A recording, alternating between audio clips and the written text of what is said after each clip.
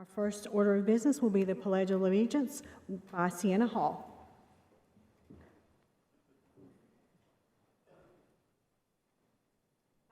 Allegiance to the flag of the United States of America and to the republic for which it stands, one nation, under God, indivisible, with liberty and justice for all. Thank you so much. We're going to have a moment of silence and remember all of our staff members and everyone traveling for the holidays.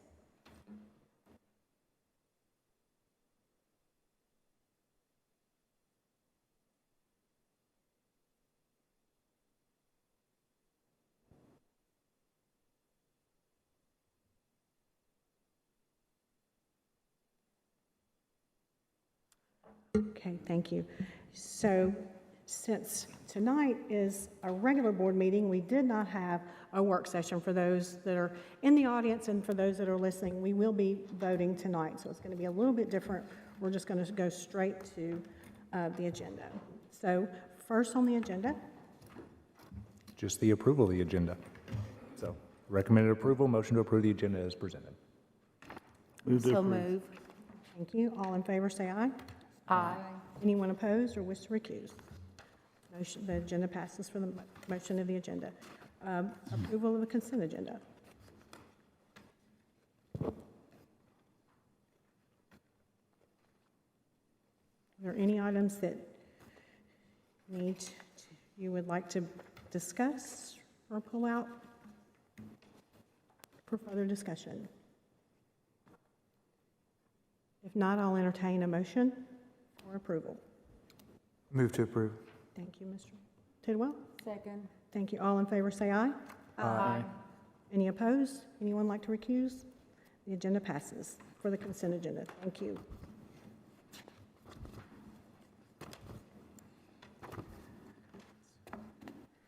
Visitors, no visitors tonight. No visitors. So, Dr. Sullivan?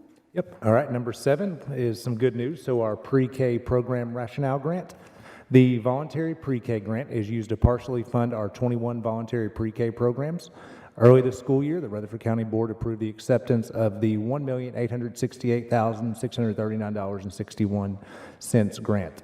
The Tennessee Department of Education has now offered an additional $88,982.84 in grant monies to support opening a 22nd voluntary pre-K classroom in Rutherford County schools. The classroom location would be at Plainview Elementary, where we currently have a full class of 20 VPK students. We have an additional 40 income qualifying 4-year-old students on waiting lists for Plainview and Christian Elementary that will help fill the seats in an additional Plainview Elementary VPK classroom. So recommended approval, motion to approve the acceptance of additional VPK grant monies totaling $88,982.84 is presented. Any questions or discussions? This is a great program. We've got some great pre-kindergarten teachers and had a wait list. Very much so, and we probably wouldn't open this till January to give us time to accept the money, get through, and then hire a position.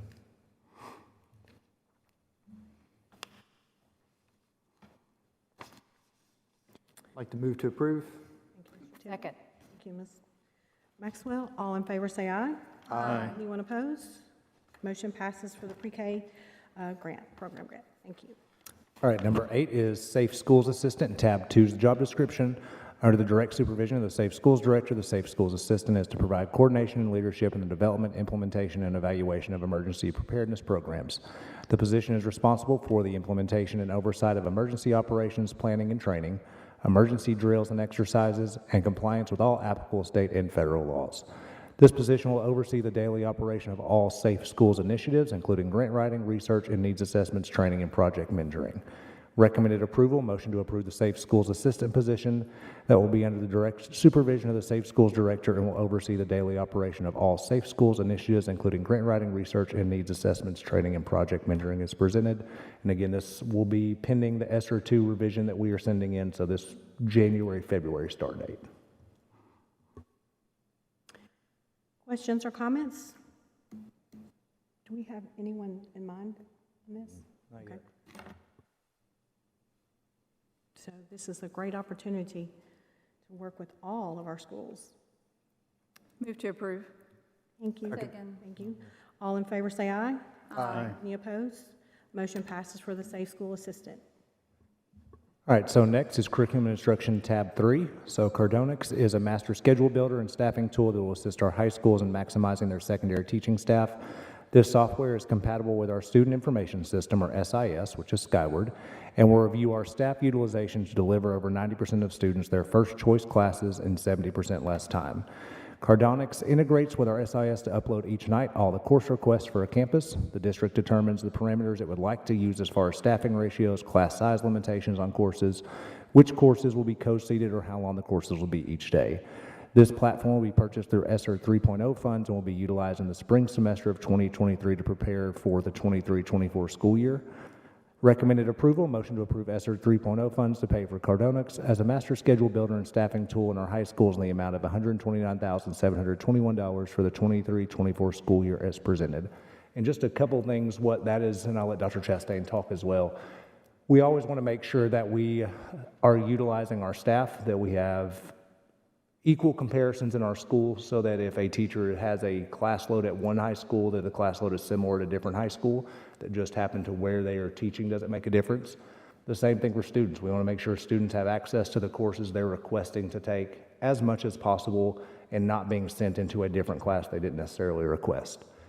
What our assistant principals and principals do an amazing, and counselors do an amazing job of, but most everything they do, they have Excel spreadsheets. You've probably seen scheduling boards if you ever walked into a high school. All these things are usually done by hand, and I'm sure they still will continue to do some at hand, but this gives us an electronic way to be able to track and see even just where we can add courses. If a high school says we need an additional English position, we, the district or the school, can see we need this person to teach 2 sections of English 1, 2 sections of English 3. And instead of having to move different things around, it gives us an idea of scheduling where we are across the district. Dr. Chastain, what all you want to add to that? You know, we're just trying this. So this came to us from Texas, who uses Skyward a lot. And it is supposedly, and on the sales pitch, we were very impressed. But post-COVID, one of the only things that we can give back to principals and teachers is time. Like, that's what they ask for the most. The time that goes into creating a well-made schedule, it is hours upon hours, days to weeks. And so the hope is that we can, utilizing this software, help create that schedule sooner in a lot less time, that would allow to make better staffing decisions, would also allow teachers to know their courses before they leave for the summer. It is much more intuitive to allow classes to be balanced with services, so IEPs, ESL. So that is the goal. We purposely have only done this for a year to make sure that it's something that is appropriately utilized, but calling other districts in Texas, and they're starting to get in Tennessee, this was a cost savings to them when they were able to use it for staffing. That was something we were looking at as well, to make sure that we were staffing our schools appropriately, because if you look at just this school has 180 kids, do they deserve another English teacher, or where do you go with our CTE courses? All the different ways with the different high schools having different programming needs. But of our core academic classes, how can we make sure that those numbers are equal so that a teacher at one school doesn't have so many more, or vice versa? And instead of just granting an additional position, we can see where we understaffed, overstaffed. Yes, it's looking at things a little bit differently, but it gives us a holistic view of where we are as a district. Is this a license? Yes, it is a 1 year. Do we have service hours? So let's say that we use this program and there's some things that are not working to our advantage, and we would like to make some changes. Do we have service hours that they can go and make some changes to modify it for our needs? Development hours, and that's what I mean.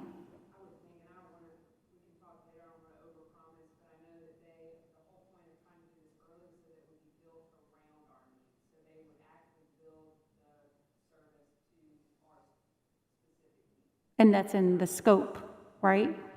Yeah, Okay. we also changed the scope as well. We showed this to our several high school principals, and a middle school principal lead as well, and our middle school coordinator, and we found that it wasn't appropriate or best for what middle school needed, so we backed off that and didn't use it. Yeah, well, I think it's great, but I just look, as a caution, just look into the contract and make sure you have development hours built into it, because if there is things that don't work and we want to make changes, they may not be able to do that, and that will be an add-on cost. That's just my caution. But I think that's awesome. I'll just say from my experience at being at Blackman High School, that board that they have, it's every bit of that, as big as that board over there. It's like 3 chalkboards together with the little tabs in there. The board at Riverdale was like that, too. Yeah, and It I was don't crazy. know how, don't know how I they do really don't know. My fear is someone would come in and knock all the things off the board. So this is great, and anytime that you don't have to touch a piece of paper multiple times, it's going to save you some money, so. Good discussion. Any other questions or comments? I'll entertain a motion. Move to approve. Thank you, Ms. Second. Thank you. All in favor, say aye. Aye. Any opposed? Anyone wish to recuse? Motion passes for the Cardonics Master Schedule Builder. Thank you.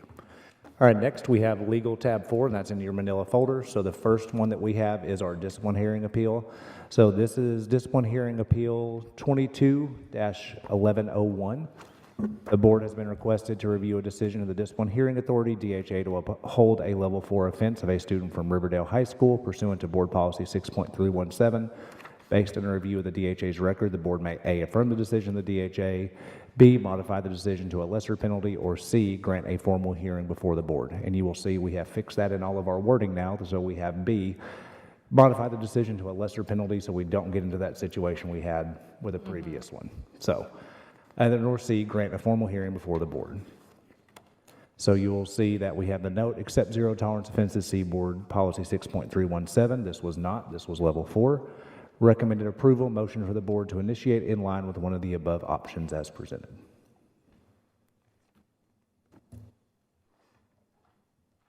Any questions or discussions?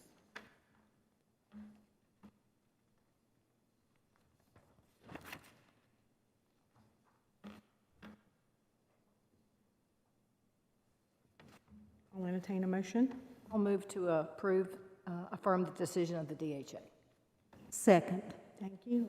All in favor, say aye. Aye. Any opposed or wish to recuse? Motion passes to affirm the decision. Thank you. All right, number 2, we have transfer student under discipline number 1.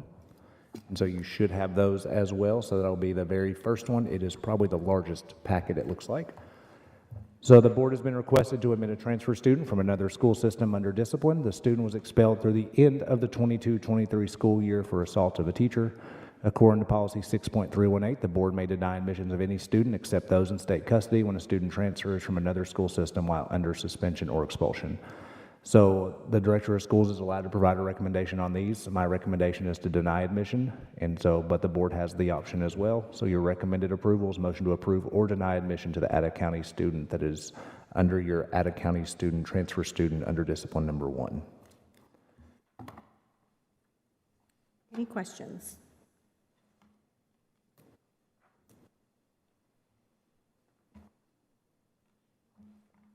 I'll entertain a motion. Move to deny admission. Second. Thank you. Thank you. All in favor, say aye. Aye. Anyone opposed or wish to recuse? Motion passes to deny. All right, number 2, transfer student under discipline number 2. The board has been requested to admit a transfer student from another school system under discipline. The student was expelled through the end of the 22-23 school year for being in possession of a loaded handgun on school property. According to Policy 6.318, the board may deny admission of any student except those in state custody when a student transfers from another school system while under suspension or expulsion. Director of Schools' recommendation is to deny admission. Recommended approval, motion to approve or deny admission to the Ada County student as presented. And that is number 2.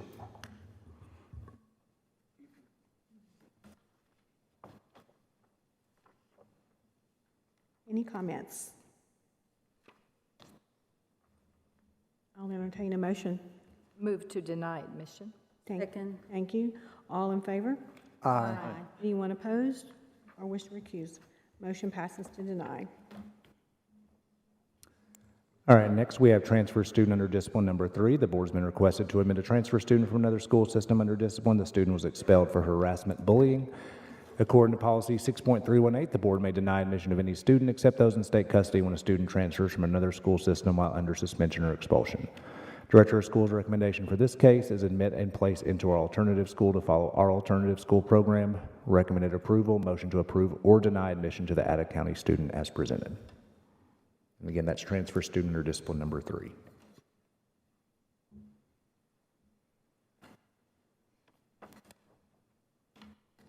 Any questions? One thing I do want to call to your attention is this specific situation. If you look on page 2, this student would be eligible to return to traditional high school on January 3rd, regardless of the decision. So just keep that in mind as well. Can I just ask, because I'm a little, Mm-hmm. I was just looking at this, what occurred on April 5th, and then what's on August 2nd? It's on that very first page.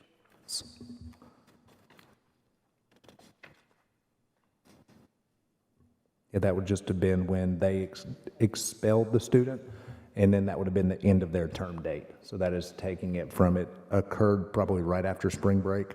They owe us. So only expelled for the remainder of that year. They were, yes, and then you can see where they placed that student in the alternative school for the 22-23 school year, which is where my recommendation came from.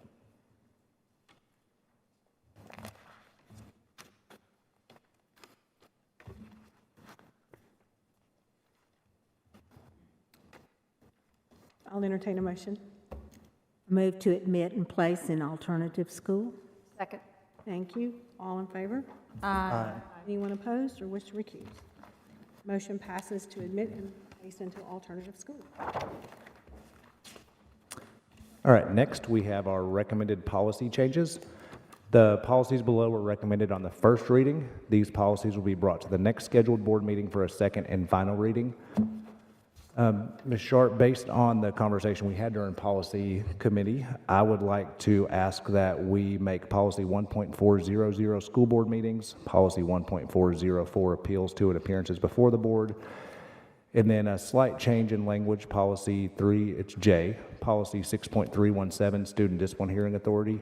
I'd request that we vote on all of those separate, and if the board is agreeable, the rest of them, we're all unanimous with our policy committee that we could vote on those together, but I'll take direction from the board. I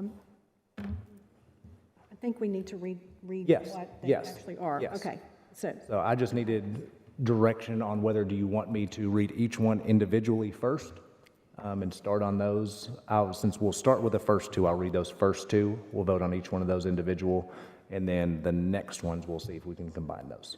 so basically, he's wanting to vote, roll call the first two, A and B, and then we're going to do an update on policy J. But 1 and 2 will be roll calls, and the rest will be voted in Yep. block. Yep. Does that sound good to the board? Is that Yeah, okay that's with fine. Okay. I couldn't read the first one. Yep. So I would like to read the language that was changed, because I have a question about that language. All right, so the first one, policy 1.400, school board meetings, adds language for board agendas and changes the size of signs allowed in the boardroom. So, Ms. Ridley? Ms. Ridley? Do you have that language change?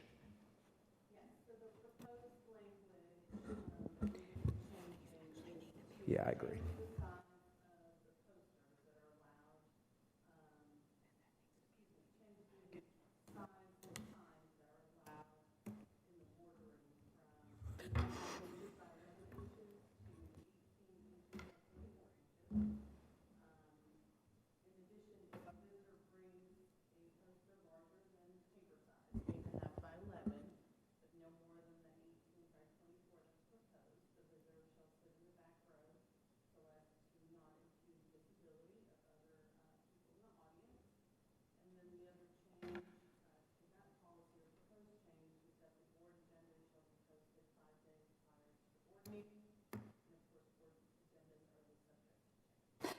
So the size is everyone can bring something, right?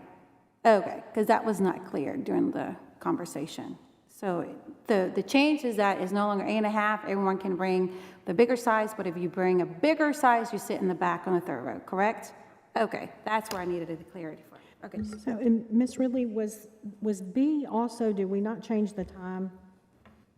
Was that included in the same? I'm sorry, okay. Do we, Yes. do we need to add, I know it seems trivial, but do we need to add the word anytime to the very end of that change where it says agenda can be changed at any, how did you read it? Yeah, subject to change. As what?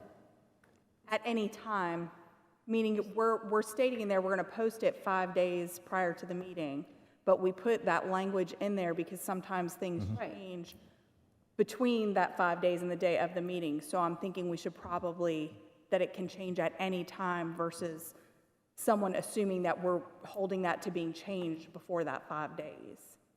So we're adding subject to change at any time. I mean, that's fine, fine. yeah.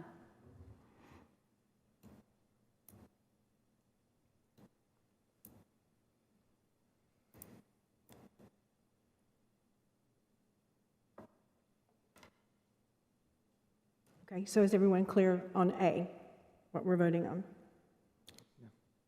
And it's 5 days, calendar days, right? We made it clear Business it's days. calendar. Business days. Business day. Business. So business days, that means we're not counting the weekends. Yeah, and we are going to, we discussed this in policy, if we add it to business days, we're going to run into meetings over each other if we have to have it before the work session. As long as we have to have it before the board meeting, we should be fine. But if we have to have it before the work session, then we are going to potentially run into times where the board is going to see an agenda that is, if we're doing the Tuesday, Thursday, you are going to see, let me count my days right. So let's just take our January meetings. So if we have January 5th, and if we're doing, let me go to January 19th, that's the easiest one. So we have our next meeting on, or we have a meeting in January, it's January 19th. If we do 5 business days before the board meeting, then we're fine. If we need to do 5 business days before the work session, then you are backing up to, what, Wednesday?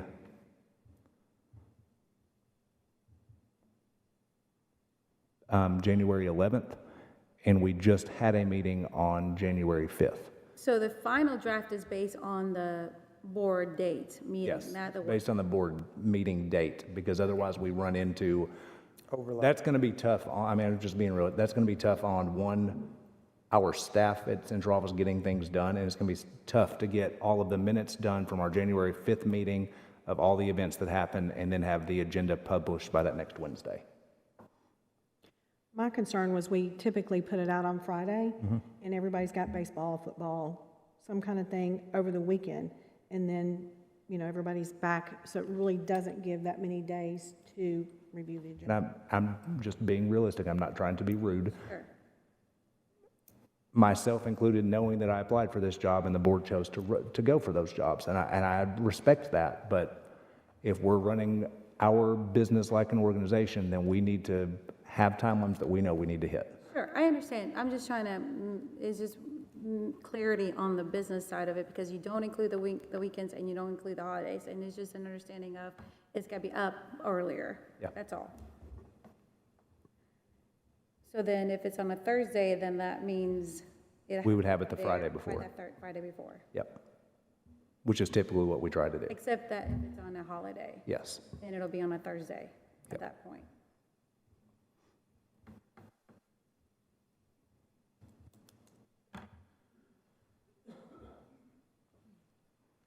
And again, I will just give you an example. We had something insurance-wise that needed to be on this agenda. Because of having 5 days, we pulled it and didn't get it. And it is going to push back something that our employees probably need to know beforehand, but it just takes time. But that's why we have the caveat of saying. Yes. the- Subject to can change. be- Subject to change at any Yep. time, yeah. Lord But the knows- posting is Lord what knows we're we have an talking HVAC or something. So I think that should probably be our goal, knowing that it doesn't happen, yeah. Yeah.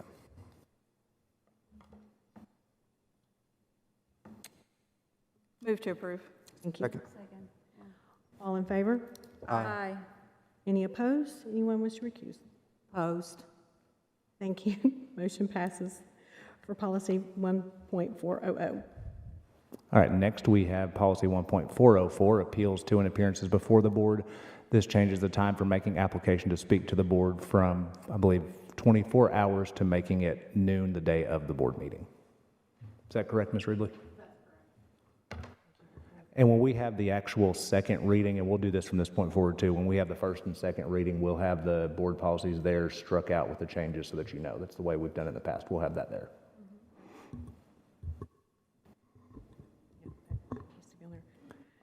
Move to approve. Thank you, Mr. Tidwell. Thank you. All in favor, say aye.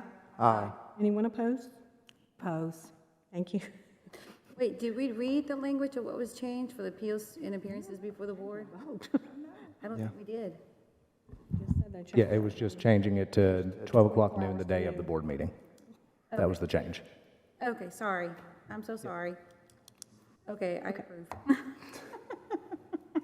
Thank you, Ms. Rosales. Sorry. Okay. so Now, do you want- we will do C through I all in one block because J has a minor change that I'd like to propose. All right, so we're going to do C, and I will read all of these. So policy 1.602, administrative committees, changes term limits for policy committee members. Policy 1.703, school attendance zones and exemptions, adds language to clarify the process for zone exemptions. E, policy 1.901, charter school applications, updates the deadlines pursuant to State Board of Education rules. F, policy 1.903, school oversight, updates language pursuant to State Board of Education rules. G, policy 2.810, payment procedures, updates the information provided to the board regarding revenues and expenditures. H, policy 4.602, grade point average, GPA, and class rank 912, clarifies language for class rank and calculation of GPA. And then I, policy 6.202, homeschools, adds language that homeschooled students can participate in JROTC pursuant to federal regulations. Any questions or comments? I'll entertain a motion to approve or tonight. Move to approve. Thank you, Mr. Young. Thank you, Ms. Maxwell. All in favor? Aye. Anyone opposed or want to recuse themselves? So C through I is approved. All right, next we have J, policy 6.317, student disciplinary hearing authority, adds review of DHA decisions by the director of schools. The only thing that I would ask to be considered, and this is just a small little oversight because our district is much bigger than the district we looked at this from, is our DHA currently has the ability to add a central office administrator if needed to serve on the DHA. So let's say somebody from the school, we have 3 people served from various schools on a discipline hearing authority, then one of the 3 doesn't show up, then you would have to cancel that meeting according to policy. The parent, everyone else would then have to come back. This allows us to add a central office administrator in the event someone doesn't show up. So that would be my only request, is that it says for school administrators to say school and district administrators. And that is online. Let me find the line real quick. You don't have it pulled up by chance, do you, Ms. Ridley? I can pull it real quick. So this is, again, policy 6.317. It is line 3-4, and it talks about having the members of the DHA shall include school and district administrators.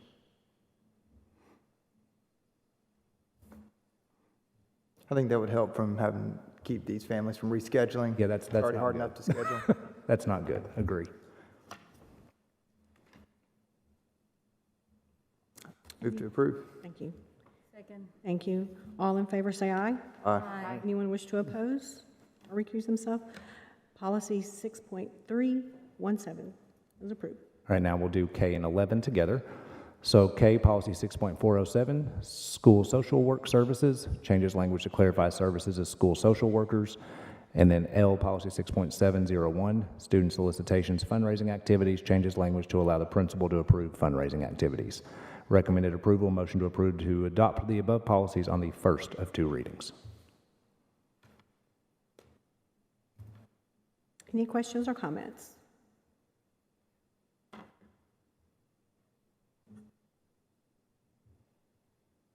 I'll entertain a motion. Move to approve. Thank you, Ms. Bratton. Thank you, Ms. Maxwell. All in favor? Aye. Anyone wish to oppose or recuse? Motion K and I, or K and L, are approved. All right, next we have a new policy, so policy 3.501, water access. This is a new policy to address water access for students, and in talking with the American Heart Association, they had a request as well, and I agreed to the request, so I've asked the board to add just a quick little thing. On numbers 2 and 3, so it's lines 3 and 4 of this policy, and again, this is just the first reading, it passed unanimously last time. We have a minimum of one water bottle filling station we would like to include in all school food service areas. Yeah. So kind of putting in policy where they should be, that make the most sense. So Roman numeral 2 would be a water bottle filling station in all school food service areas. And then Roman numeral 3 would be a minimum of one water bottle filling station located in or near gymnasiums, outdoor recreation spaces, or other high-traffic areas. So that takes it from just putting a water bottle filling station right outside the office to actually putting them where they need to be. Where it needs to be. But it doesn't stop. for No, you can put as many as you Going want out to. and This is purchasing just, another one. yeah, this is talking about when we're building new ones, then we are going to put them where they need to be. So question on that, and Yep. this may be in the weeds a little bit too much, like at Blackman, you know, they've got the food service area, but they also have a store. They also have those wonderful cookies. Yep. That, so, but they're, you know, a couple different locations. Yeah. So is that going to hold them to put? We would put in one each outside the main cafeteria. Okay. Yep.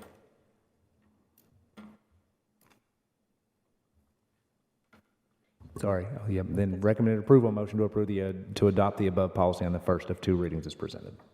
Move to approve. Second. Thank you so much. All in favor, say aye. Aye. Anyone opposed or wish to recuse? Motion passes for 3.501 water excess. Perfect, and again, these will all come back December 13th work session, December 15th for the second and final reading. All right, moving to number 11, financial matters. For payroll purposes, the request is to recognize the abbreviated 2-hour days of December 16th and May 26th as a full day of pay for classified staff. These hours are already budgeted, and this request will return these days to the same payroll days for each year prior to 2021. Recommended approval, motion to approve the abbreviated 2-hour days of December 16th and May 26th as a full day of pay for classified staff is presented. Just to give you a little bit of historical, up until last year, our EAs, classified staff at the school level, were paid for a full day because it counts as a full school day for students and teachers per contract. Last year, not going to get into the reasons why, the decision was made to only pay those people for the 2 hours that they actually worked, and I would like to request that we pay them for what counts as a full day. I would imagine that they don't just work 2 hours when they get there. No. No. So, I mean, that's, yeah. Yep. I think that's great. That is It's a good. great Christmas present right before December 16th. I know it's small, but those type of small It's a things small matter thing to our that people. matters. Yes. It's an appropriate gesture. Small fox that runs the vine. Any more questions or discussion? I'll entertain a motion. Move to approve. Thank you. Second. Thank you. All in favor, say aye. Aye. Anyone wish to oppose or abstain? Motion passes for the payroll. All right, number 12, facilities and construction. So this comes from Mr. Young, had a great suggestion on this. Bid number 3627, urinal screens. Engineering Construction is requesting to fund bid number 3627 that was approved on 10/12/22. This bid is for the urinal screens at 42 schools at a cost of $175,607. This project was not included in this year's budget. Engineering is requesting to use ESSER 2.0 funds for this project. Recommended approval, motion to approve the bid 3627 for urinal screens in 42 schools at a cost of $175,607 using the balance of ESSER 2.0 funds as presented. We discussed using this at a fund balance last time. Mr. Young brought up, is this something that ESSER could take care of? We reached out to our state consultant about that with the Department of Education. In order to be able to use ESSER funds, it has to be able to eliminate or lessen the spread of COVID-19. This is approved, and we can just leave it at that. Good. So, great suggestion, Mr. Young, a way for us to do it without having to go through all kinds of loopholes. Any comments or questions? Do you know if you were able to find out if there were additional funds available? Yes, so I will ask Mark Golian, Dr. Golian, he is our federal programs coordinator, and he's done a couple presentations. We are looking at an additional amendment to our federal funds. We do this every 3 to 6 months. I will ask him to present at our March 13th board meeting. We usually have extra funds from ESSER left because we budget for Tennessee All-Core. So Tennessee All-Core was what the state asked most districts, if not all districts, to partner with for after-school tutoring. We call it Power Hour. Because of Power Hour, we don't necessarily utilize all of those additional funds that we have.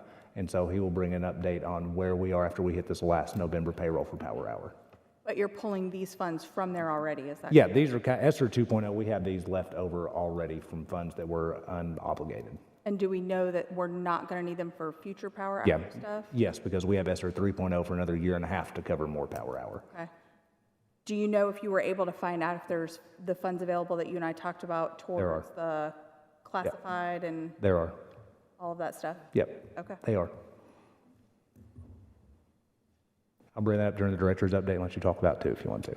Well, I don't need to talk about it. I just, Yep. before I voted on this part, I wanted to Yeah, make that's sure. there. That's there. I think it's a great thing that we're looking at the privacy issue concerns that you had raised, Mr. Young, not Doctor, sorry, I was gonna give you a title. But, yeah, so that we have privacy and kids feel safe going to the bathroom, so, and that's great. Any other comments or questions? Entertain a motion. Move to approve? Thank you, Ms. Maxwell. Thank you, Ms. Rosales. All in favor, say aye. Aye. Anyone wish to abstain or oppose? Motion passes for the urinal partitions, AKA screens. Yes. All right, so number 13, the Blackman property discussion, tab 4. Mr. Reed, would you mind giving us an update on the Blackman property, kind of where we are? John M. Sullivan, SRA, so just for, that is of no relation whatsoever. That is not from here, so. But he has approved, or provided appraisals for the John L. Beatty property. Mr. Lee, Mr. Reed are seeking direction from the board on how they would like to move forward. Appraisals have come in. If you remember, there are two parcels involved. There's one of 59.1 acres, and there's another with a house of 2.29 acres. There are two separate appraisals that were done on each of those. The appraisal on 59.1 acres came in at the 4.5 million. That is just at $76,000 an acre. The appraisal on the house on 2.29 acres came in at $730,000. If you remember, the board has contracts for both these properties. The per acre price of the contract that we negotiated with Mr. Beatty on the front end is $80,000 an acre. So this appraisal came in a little bit less than what the contract purchase price was. We have an inspection period that we're currently under for 180 days, which expires currently March 14th, 2023. So we're still within our inspection period. So Mr. Lee and I need guidance from the board as to what direction you guys want us to take. If you want to make a motion to say that we proceed on at the contract price, we can do that. If we want to make a motion for Mr. Lee and I to go back to Mr. Beatty and negotiate at the $76,000 an acre to match what the appraisal is, we can do that as well. And at some point, if the board's interested in pursuing the property, we need to start thinking about doing further testing. You know, when this first came before the board, we had a bunch of new board members. So this is the first time you guys were ever seeing the acquisition of property before. And you made very clear at that point that you did not want Mr. Lee to proceed with spending any money on testing this property until such time as we had appraisals to come back, so you could see whether or not the contract price that being offered was somewhat in range of what the appraisals would come in to be. So now we do have those appraisals back. We are within kind of the range of what we have had in the contract originally, because $80,000 is really in the range of the appraisal, $76,000 an acre. But in the event that the board wants us to go back to Mr. Beatty and negotiate with them at $76,000 an acre, certainly that's something you can do and direct us to do if you choose to do that. So our inspection period currently runs from March 14, 2023. If we want to do testing, it'll take a couple of months to get additional testing done. So it will cost about $100,000 to do the testing for your geotech, environmental surveys, and that type of thing that you have to do on the property. Those funds are available without going to the county commission to get additional monies, because those are in our budget already, are available to do testing whenever the board determines it is appropriate and you guys want to proceed with testing on the property. But at this point, we need to know what the board wants to do. We want to proceed on with the contract purchase price at $80,000 an acre and proceed on with testing. That could be a motion the board makes. If you want us to go back and try to negotiate with Mr. Beatty at $76,000 an acre or some other number, we can do that as well. Or if you have any other ideas, it's open for discussion. I have a question on this. So this Beatty property, it would be a good spot for the Blackman area, right? And then I'm seeing here, obviously, we're talking about architectural designs for annexes on the Blackman and Stewart's Creek area. And then I know Trey Lee mentioned, of course, he's not here today, but he mentioned also some other properties. So I'm just wondering how that, and just open discussion here, how that would affect, if we went forward with the Beatty property, would it then still be necessary? Because the timelines are very similar for a new build versus a annex, as far as I understand it. I mean, if Trey was here, I'd ask Trey, but I think the timelines were generally pretty close on a new build versus the annex. So if we voted for one, would it make sense to even be looking at the other yet? My only concern would be, and so looking at number 14 as well, we have our 177 fund, which is our capital projects. With that fund had an additional 7 cents allocated to it this year from our general purpose. If we didn't hit the bond market for, let's say the Beatty property works out great, we're able to purchase it. If we don't hit the bond market in March, we aren't able to go to the bond market again till December of next year to get started. We would have the option, and it'd be a tough conversation, that we keep kicking the can around deferred maintenance. Do we get rid of an HVAC? What do we do? But we would have the ability to go back and ask the county commission, we have funds in our 177, can we build one of these additions now? Instead of waiting to go back to it just gives us options. I don't love either part of it, but it gives us an additional option still. But we're not going to be, okay, so, yeah, I don't want to move away from the baby conversation, but since you brought that up with number 14,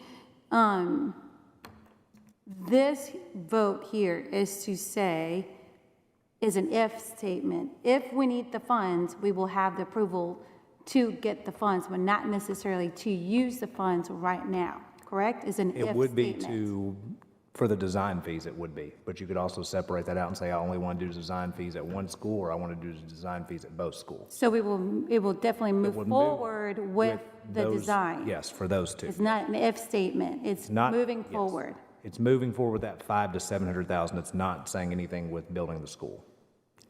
Okay, Beatty property, 13. If we were to go back to counter, how quickly can we get an answer from the seller? Good question. I would think you would have an answer by the December board meeting. Well, we could hold a special called meeting, correct? To make a decision? If we get it within a week, can we get the answer back from him within a week and call a special call meeting? This is the week of Thanksgiving. Right? So family affairs, all that, I don't know that you're having an answer back from him next week or not. I can certainly, if that's what the board wants us to do, I'm willing to reach out with him and ask him if he gives an answer right or not. So we can do that. That gives him a pretty tight window there to make that decision. Mr. Reed, are we able to talk to Mr. Sullivan, the company that did the appraisal? Because I'm really interested, one of these comps that was used is 2 years old, and I would be really interested to know if there was something taken into account for how high the market was at that time and where we currently are, because that, if it wasn't taken into account, that is going to throw the average off. So it's something I personally would like to explore as I looked through these comps and stuff. That was something that just kind of jumped out at me because it is 2 years old. Ask him questions, so, yes. I wasn't sure if that was appropriate, so I Yeah, was... the appraisal he provides is a value as of the date of the appraisal. So it is so the opinion he has expressed is what he believes the value of the property will be as of the date of the appraisal. These dates of the report are November 8, 2022. Right, I understand that, but I used to do CMAs, so I kind of understand how they work fairly well, not specifically with land, but I would just like to know from him if he took into account where the market was in August of 2020 versus where it is today, to look at what that sales price is, because he did note on here some other adjustments that he made, but there wasn't one made for that. So to me, that could definitely affect what that average price comes out to. That's just something I noted. Can I reiterate, because I feel like I'm new director of schools July 1st, and rumor mills go crazy. My dad's side of the family is from Queens, New York. I'm the only Sullivan from this side of the family that lives in the state of Tennessee. My mom's maiden name is Lowe. No relation whatsoever, because rumor mills go crazy. So. Okay. Mr. Reed, if I may, there's no doubt that we need to seriously look at property. I think negotiating at this point might be a little bit premature until we get the GOs. I think we should do the GOs, and at that point, we don't know if it's, if there's a cave on that land, we don't know how the land is. So once we figure out how good the land is or how much of the land we can use, to me, I don't think we need to be negotiating with them, because that, to me, would be the cart before the horse. And my fellow board members are welcome to agree or disagree with me on that. But we're not negotiating from a point of really knowing how good that property is. And it could be perfect. I hope it's great, because we need property. I think we should negotiate the price right now and not move forward with the GO. But Because if we move forward with the GO and then we try to negotiate at that point to go down, But I'd if we rather, ha- if I think there's- it'd be easier there's to negotiate flood- now versus doing the GO testing. If there's flood, or we can't use the entire property just like we had on 96, We're not we have tied a to better it right now. position. We're No, not we're tied to to it. 80,000 right now. Not necessarily, no. We're tied to it, it's on the contract. I signed the contract. We're not really tied, we're negotiating right now. We're and doing tied the- Not to it, sign a I con- signed the can we- contract.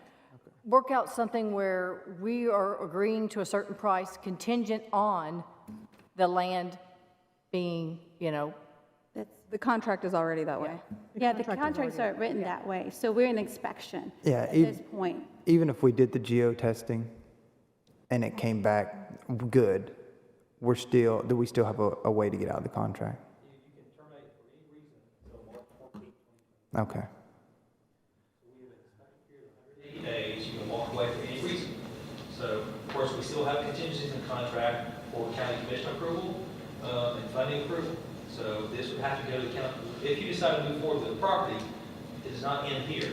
It would have to be taken to the county commission, go through that process, they would have to approve it, and you have to get funding for it. That process takes several months, as you know.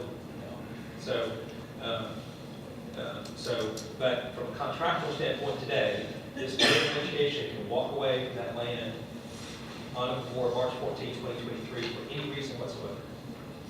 I mean, personally, what I think I'd like to see is, I would like to see us counter back at what the appraisal came back to. And then the savings, I think, is going to be over $200,000. So that would actually cover our geo testing. And we could then make an offer once the counter's made, we can move forward, or the board could look at move forward at that point.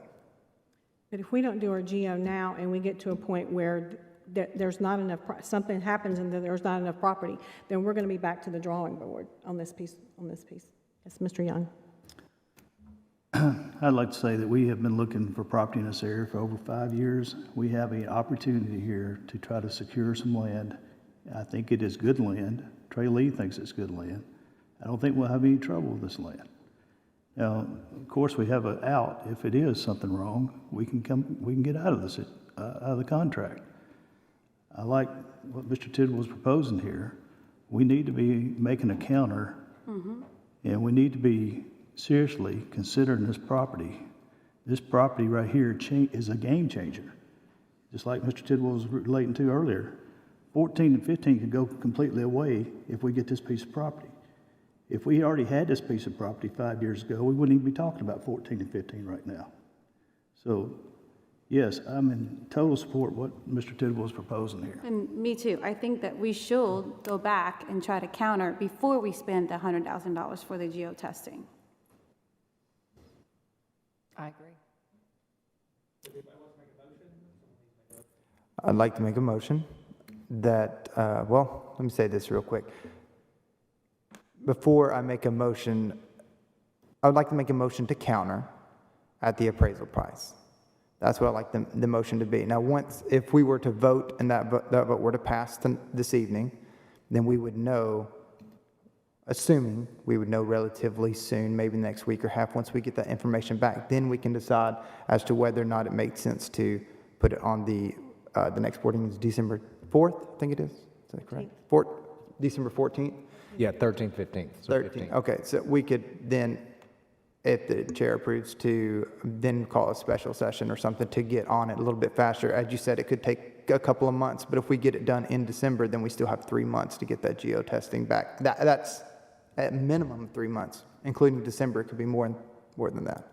That's the motion that I'd like to put on. I think you can, correct me if I'm wrong, Mr. Reed, but I think you can make your counter contingent upon them responding by a certain date. Exactly. So if you wanted them to answer by 12/1, for instance, you can put that in your counter. Here's what we're counter offering is, we requiring a response by such and such a day. Yeah, and that's You're what I was wanting going to to speed up the ask, process. if we could put a date on when we can get their answer back. I mean, granted, I know that is Thanksgiving, Maybe a week and a half. so, yeah, a week and a half. Mr. Reed? And then if, Dr. Sullivan and I are discussing the schedule. If we can have an answer back by the 5th, and if we need to, we can call an a special call meeting on the 6th. So I would like to make a motion that we counter with the appraisal value, and that being contingent, or we'd like to have a response back by the 5th. Is that what you decided on? December 5th. second. All in favor? Aye. Anyone opposed? Anyone like to recuse themselves? I'm opposed. Thank you. Thank you, Mr. Reed. All right, now number 14, architectural design fees. Engineering Construction is requesting to begin the design process for an addition to Stewart's Creek Elementary and exit Blackman Elementary to relieve overcrowding. Based on the 5-year building program and a 5% design fee for the approved architects, we're requesting to fund $500,000 and $700,000 respectively. These funds will come from the building program. This item was tabled at the special call meeting held on November 8th and is being brought back before the board as presented. Recommended approval, motion to approve the funding for the design of an addition for Stewart's Creek Elementary and an annex for Blackman Elementary is presented. Just so the board knows, of course, I will, whatever the board decides is what I will go with. I'm just looking at different options in the event things don't work out. I have to look at multiple things just like you do, but whatever direction the board gives, I'm fine with. And the good thing about this is that we already have the property, so we don't have to purchase property. My concern, the more I have thought about this, I personally don't feel like any of our solutions at this point in time are great solutions. I am concerned that the elementary schools are already as big as they are, and now we're just going to add to them, and they were not made to be added onto, as Trey Lee told us, so they will not have extra restrooms. I don't believe they'll have extra serving area in the cafeteria. So it does create some additional issues as well. My personal opinion is that we're probably better off to build an additional elementary school. I can tell you, if you drive in the Stewart's Creek area at all, in every direction you go, there is new construction. So there is concern. The schools are already overcrowded. There's more coming.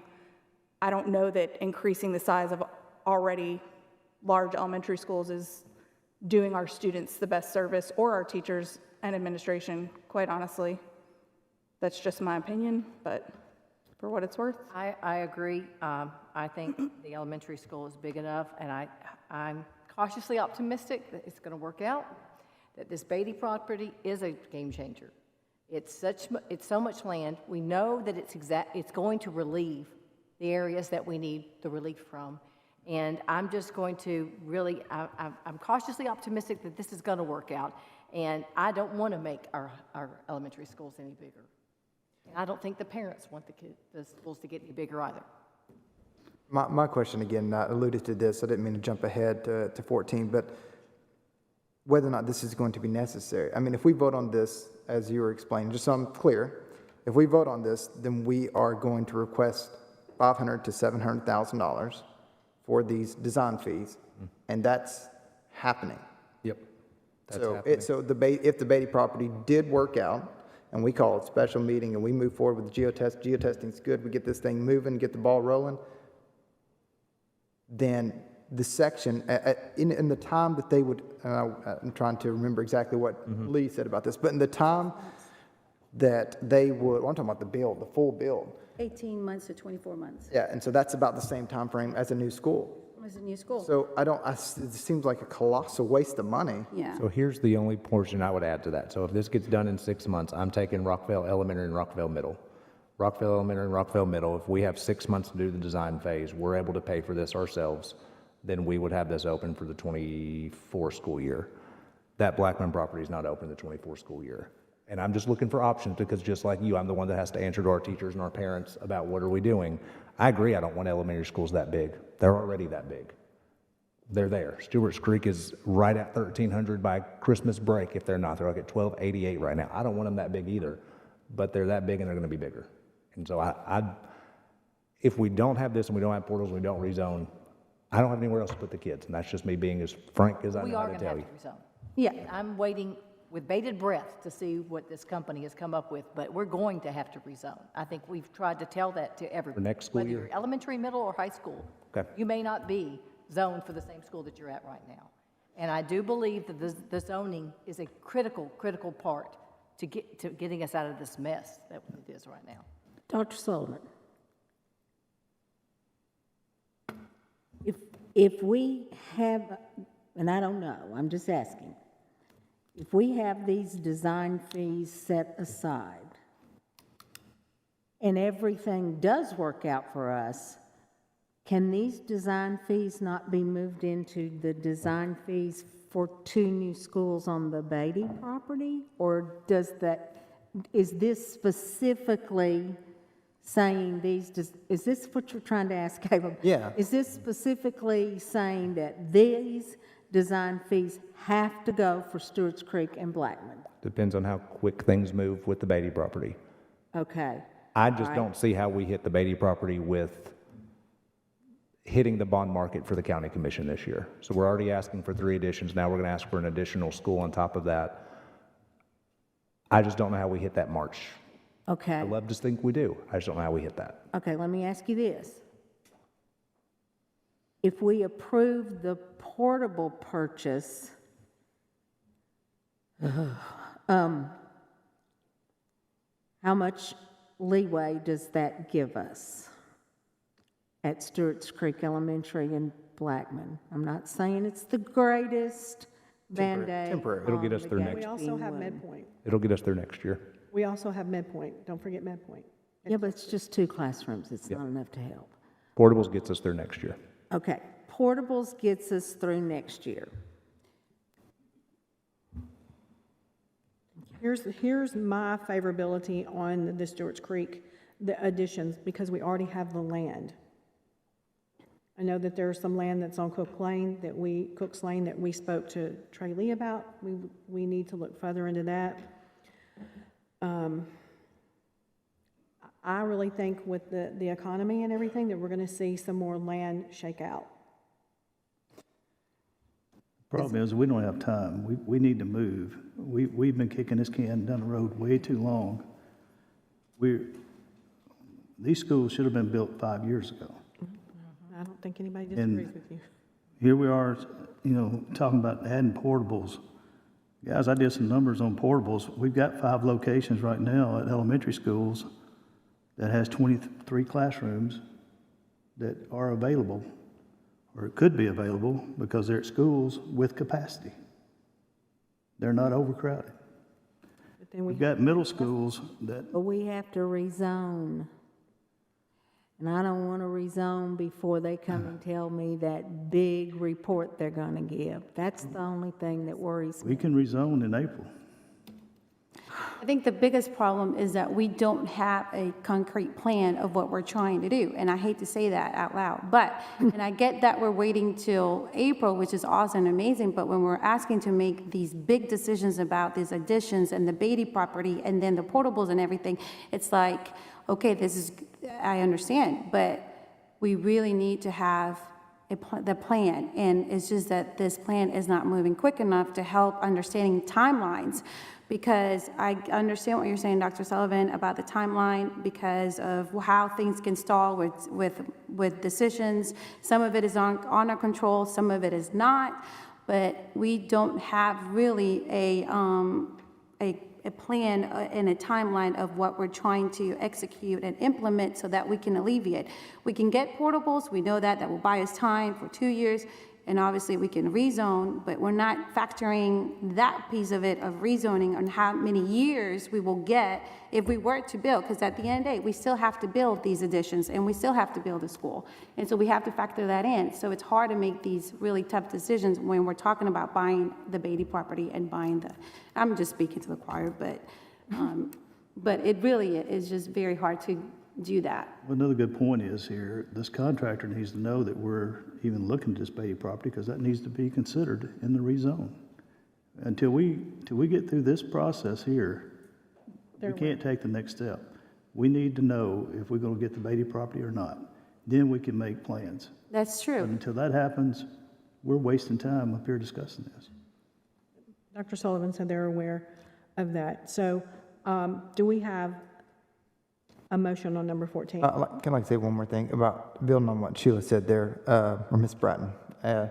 Is if we approve these funds, can we put them into, can we approve them and put them to the side without actually using them just yet? So maybe we can delay the implementation of them, but have them approved so that whenever we're ready to make that move, whether that moves toward the Beatty or whether that moves toward the annex, they're there and they're waiting. We've done that part because we're going to use them. I can wait to give the word to go until we know what we're doing with the Beatty property. Could we Okay, make the that- motion to just have them be design fees? Yes. Like, General. If, can we so go that back it's to not the, actually designated towards any school just yet until we make some of these other decisions? correct, yeah. Yeah, we can probably do that. So- Yeah. So it'll be an if statement. We're going back to an if statement and not, okay, great. Okay, I'll make a motion. Great. I move to approve the funds as general design funds to be determined in due time. I'll second it. Did you want to put a date on that? Yeah, I was going to say, let me Dr. pull up Sullivan the wants a date January on one, that. and then we can push it back again, but that'll at least keep it on the radar. Let me pull up our meeting schedule. I think the January 19th meeting. That way we should know more of what we're doing with the Beatty property, and we should know whether or not we have to move right now. Is everyone okay with adding the date on there? January 19th? January 19th. January 19th. Sounds good. Do we have a second? Second. Thank you. All in favor? Aye. Anyone opposed? Motion passes to set aside $1.2 million for general design funds until January 19th. Thank you. All right, number 15, portable purchase. Engineering Construction is requesting to purchase 5 double portables for Stewart's Creek Elementary and 5 for additional schools as needed. Due to growth and no portables becoming available for the next school year, there will be a need for these portables. Portables will need to be purchased after the first of the year to be available for next summer installation. Anticipated cost is $125,000 each, and the installation materials, furniture, and technology to be $35,000 each. Engineering is requesting to use $1.25 million from Fund 177 fund balance to purchase these portables and use $350,000 if necessary from Fund 177 as well. This item was tabled at a special called meeting held on November 8th, 2022, and is being brought back before the board as presented. Recommended approval, motion to approve funding 10 double portables at a cost of 1.6 from Fund 177 fund balance as presented. Do you know if that, I know we had brought it up before, do you know if that amount includes the covered walkways? We'll take that out of our own GP budget. That'll be Since that's coming from separate. 177. Okay. We'll do that out of our GP budget Okay. for this 23, 24 year. And that, Ms. Hopkins, that was $1.2 million too. I think I said $1.5 million. I know Trey is not here, but how many more portables is it going to put on the Blackman Elementary School? Because they have a sea of portables already, and a whole classroom is there for the 5th grade. So Yep. how many more is it? that we're So adding? I would recommend putting 5 of those, 5 of the 10 at Stewart's Creek Elementary, 2 of the additional 5 at Riverdale High School for next year, 2 of them at Stewart's Creek High School, and 1 additional at Blackman Elementary, for your total of 10. Can we have someone go out and look at these portables, make sure we don't have some already available?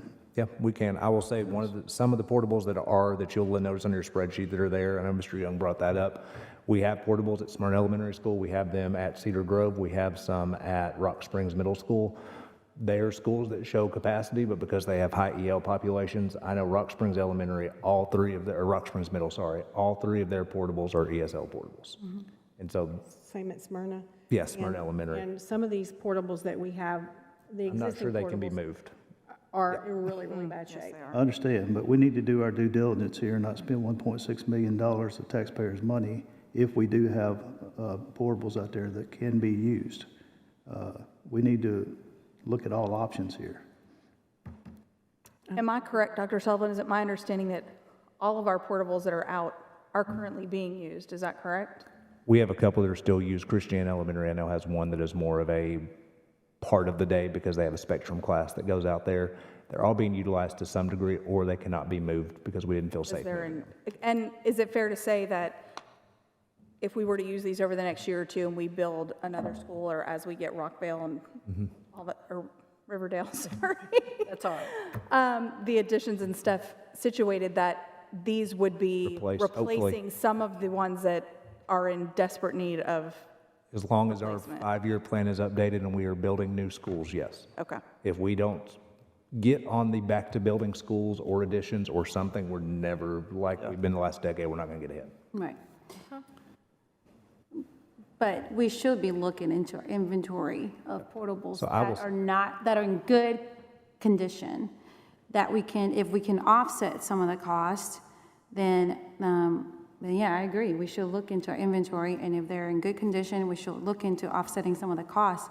I get that we do need portables, but if there's some cost savings there, we should look into it. I'll say the principals each year have to submit to construction and to curriculum and instruction any extra portables they have or ones they feel like they can get rid of. Now, granted, they don't want to give up any space, but that's how we gain the portables and move them around.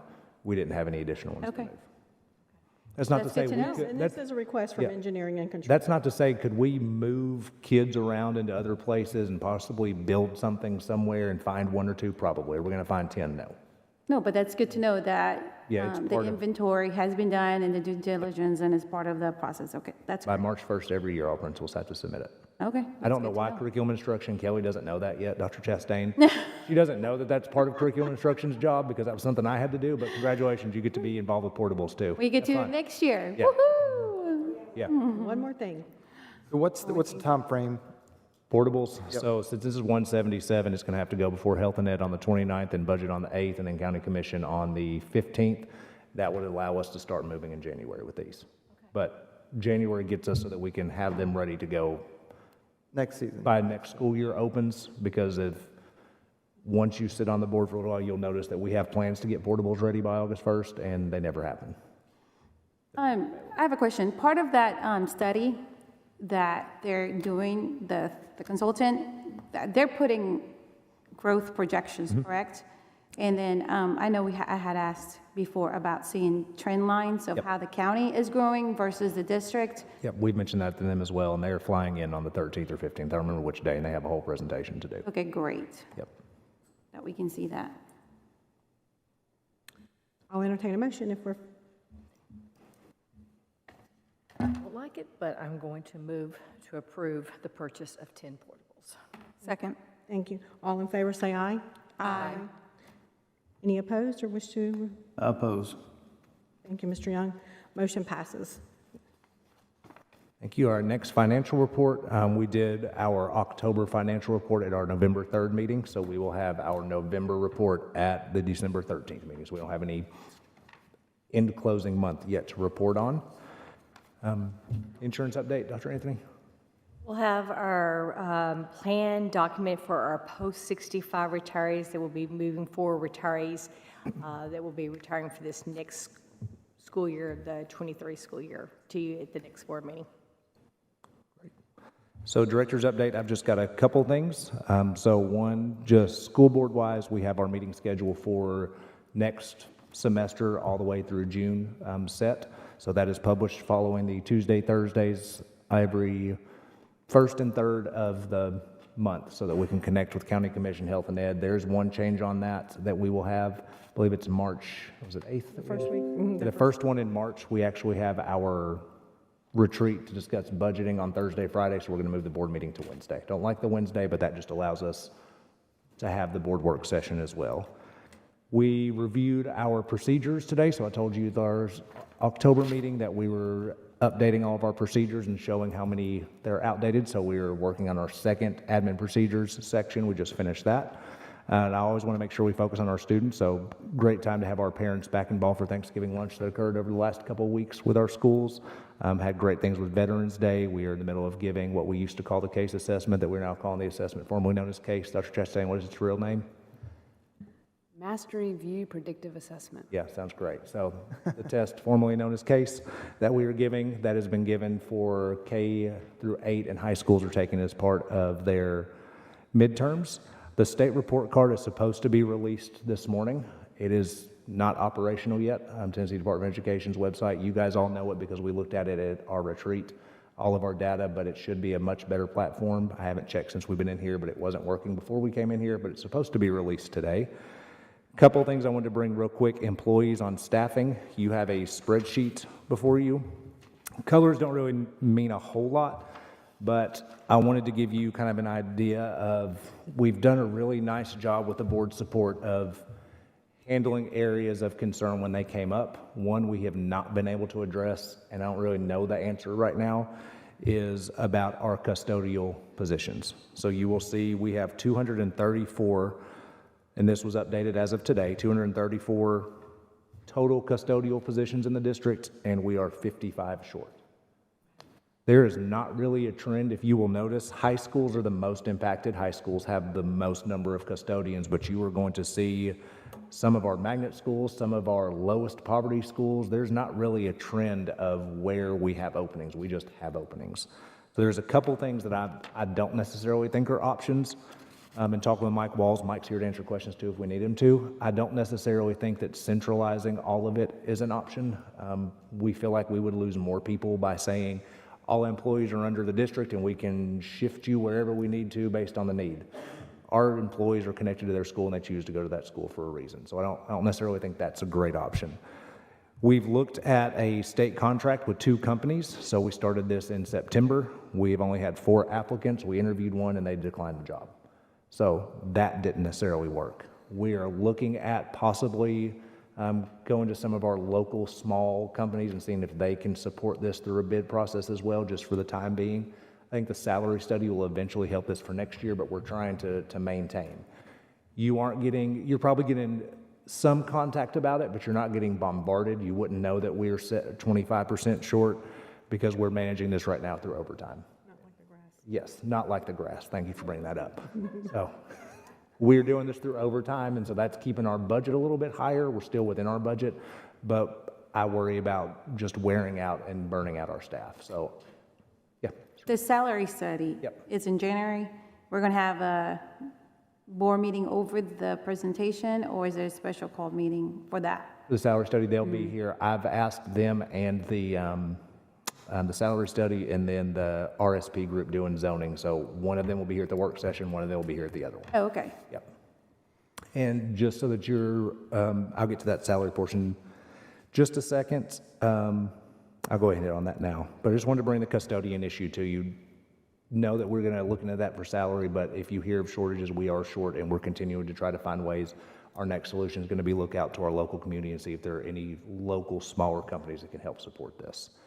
The salary study, we have reached out to, I think, 18 or 19 different municipalities or school districts. We are getting pushback from one of those, so we're doing an open records request to them. So that may, I don't want it to push back the salary study, but we may have one district there's a local district to our west that is not releasing the information that we may not have in time for the salary study. It's taking longer than we needed it to take for their information. Is this salary study being conducted internally? Oh, no, it's by. We hired a Yeah, company. Evergreen Solutions. Oh, okay. Yep. So Evergreen Solutions is who is doing it, and they've done some of the biggest school districts across the country.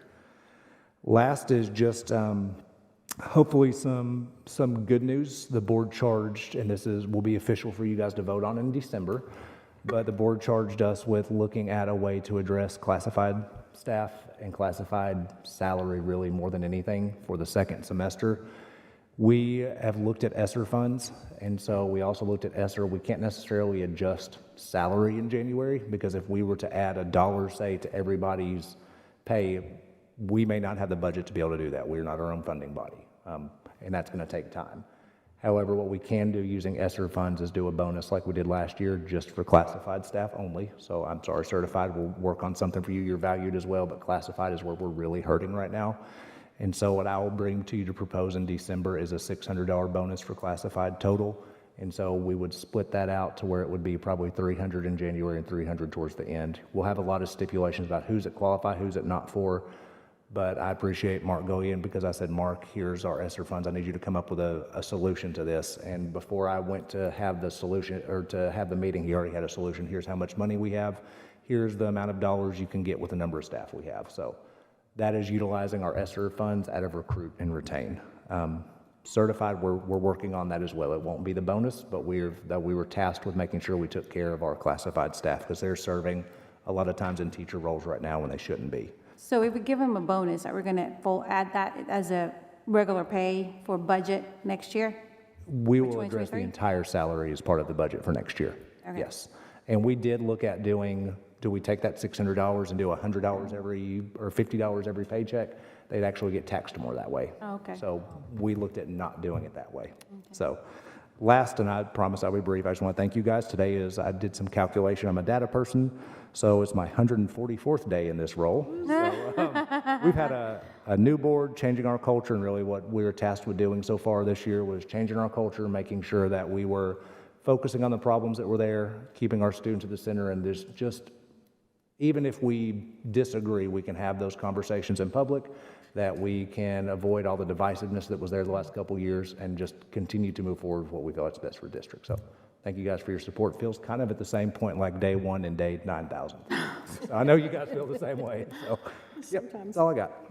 Dr. Sullivan, is that Dr. Goulian now? It is. Okay. Dr. Gillian's got it. Yes, he did. Okay. Anybody have any general discussion? Okay, Ms. Maxwell, do you have something for general discussion? So it's a little belated, but this is family. Or Ms. Rosales. Aw, thank you. Somebody had a birthday. did. Thank you So very happy much. birthday, happy belated birthday. Birthday. Oh, thank you. Thank you, everyone. I'm not going to sing. Claire's our singer, and Caleb. Oh, okay, we got a trio. So y'all will pay me not to sing, but I want to thank our fellow board members and Dr. Sullivan and our staff and all our employees across the district for a great couple of months in the school system, and wish everyone a great Thanksgiving and safe travels. When we adjourn, we're going to have a break, and then we're going to go into an executive session. So it would be board members and our county commissioners that are here only. We will be just updating informational purposes. There will be no voting in this session. So we're going to take a break once we adjourn, and then we'll be back here at 7 o'clock. Thank you so much. We're adjourned.